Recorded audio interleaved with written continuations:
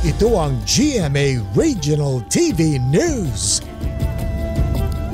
Disgrasya sa Makilala, Cotabato, 7 ang patay matapos araruhin ng truck ang hindi bababa sa 10 sasakyan. Sa Lapu-Lapu City naman dito sa Cebu, sinagip ang 4 na magkakapatid matapos silang ikandado ng kanilang ina sa loob ng bahay. Ang mainit na balita hatid ni Luan Mayrundina ng GMA Regional TV.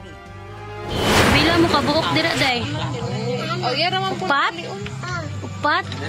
Papa mo ni kaon? Wala pa? Aktual na video yan ng pagsagip sa 4 na magkakapatid matapos silang ipadlock sa loob ng bahay sa Lapu-Lapu, Cebu. 20 oras na hindi nakalabas ang mga bata. Ang pag-rescue dahil na rin sa report ng mga kapitbahay. Ayon sa ina ng mga bata, iniwan niya ang kanyang mga anak sa loob ng kanilang bahay para maghanap ng perang pantusto sa kanilang pang-araw-araw na pangangailangan. Iniwan siya ng kanyang live-in partner na ama ng 4 na batang edad 3 hanggang 6. Giit niya, nagawa niyang ikandado ang mga anak sa takot na madisgrasya ang mga ito kapag nakalabas ng bahay. Aminado siya na mali ang kanyang ginawa. Hindi mo na ako kaya yatag sila mo. Naman, mag-adapt nila sa una, wala din ako gikuha.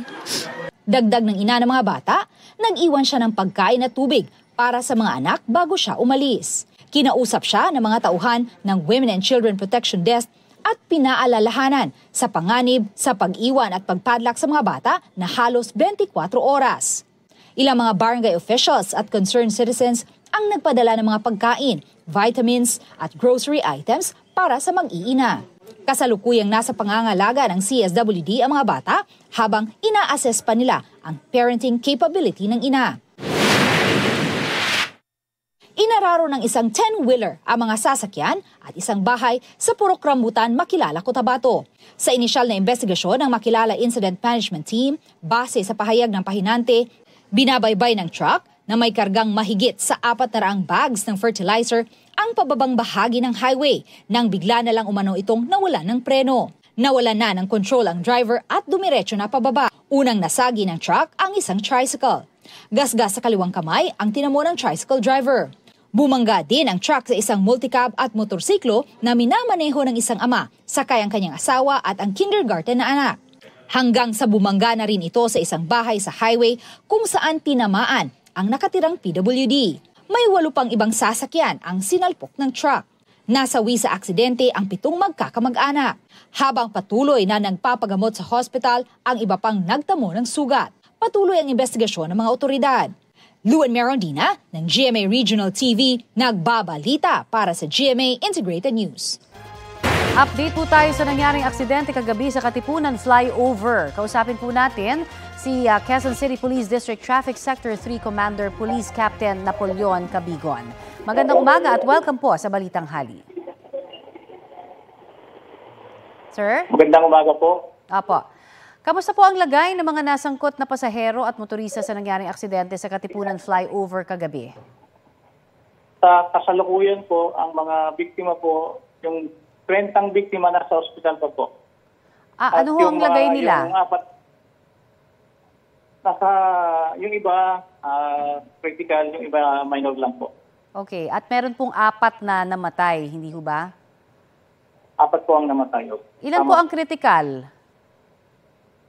Sa ngayon po, di po ma-identify kung ilan ang critical kasi napunta po sila sa iba't ibang hospital. Pero ang sugatan, initial report ay nasa 25 pero ang nabanggit niyo po 30 na ang nasa ospital.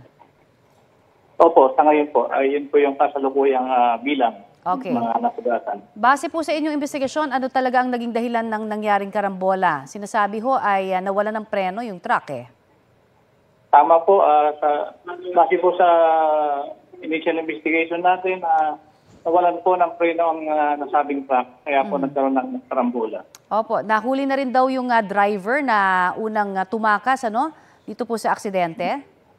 O sumuko ho ba ito o hinuli? Hinuli po namin, tama po. Opo, hinuli po namin. Okay, at ano ho ang kakaharapin niyang mga kaso? Ang maaring kakarapin niyang kaso ay reckless imprudence resulting to multiple homicide multiple physical injuries and damage to property. Okay, yung may-ari ho ng truck, nakikipagtulungan din ho ba sa pulisya patungkol na rin syempre doon sa mga gastusin sa biktima? Sa ngayon, wala pa pong pinaparating na pag-uusap yung may-ari ng truck. Alright, marami pong salamat sa inyong update na yan sa amin. Thank you. Salamat po. Yan po naman si Police District Traffic Sector 3 Commander Police Captain Napoleon Cabigon. Samantala sa mga mahihilig sa kape at chocolate, baka 2025 na ang lucky year nyo. Mocha Mousse ang napiling color of the year ng Pantone. Sinasalamin rin daw ng kulay ang pagiging earthy at elegante. Pinipili ng Pantone ang color of the year batay sa hatid nitong mood of connection, comfort at harmony. Ang Pantone Color Institute ang itinuturing na authority pagdating sa mga kulay na nagsisilbing inspirasyon para sa mga brand at designer.